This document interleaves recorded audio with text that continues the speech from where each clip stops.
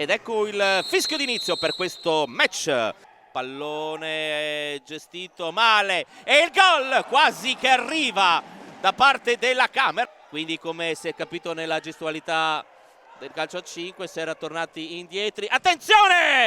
E c'è il gol in contropiede da parte di Jader, che trova il suo quarto sigillo stagionale. Diciamo nei primi 5-6 minuti aveva collezionato diverse azioni da gol, come in questo caso, ma in questo caso Belsito trova la porta e il pareggio.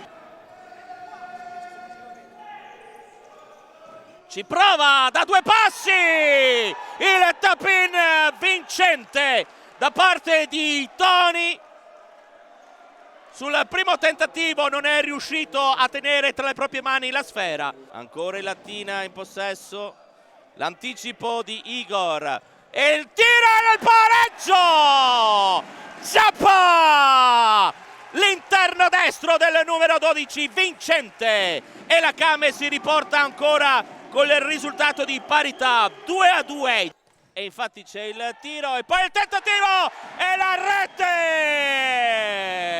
Il gol è il vantaggio della Came con questa ribattuta di Murillo, che ha sfruttato al meglio questa occasione. 13 secondi e poi ci sarà l'intervallo. Cade a terra. Attenzione, si tratta di diretto rosso. Attenzione, diretto rosso per Igor.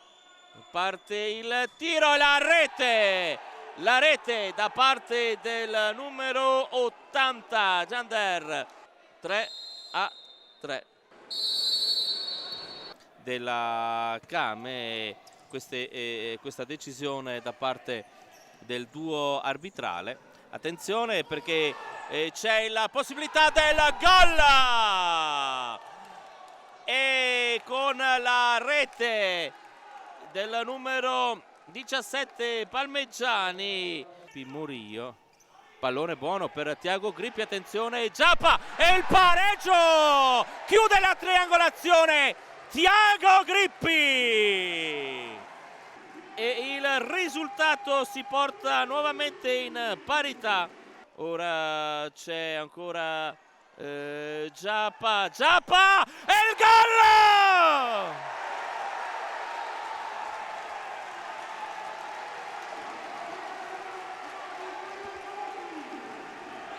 Mancano 16 secondi con il tentativo di Juan Fran, però c'è il netto fallo e ci sarà l'espulsione di Aiello. Con Juan Fran parte il tiro e sbaglia completamente. Soffertissima vittoria da parte della Came, che batte il Latina per 5-4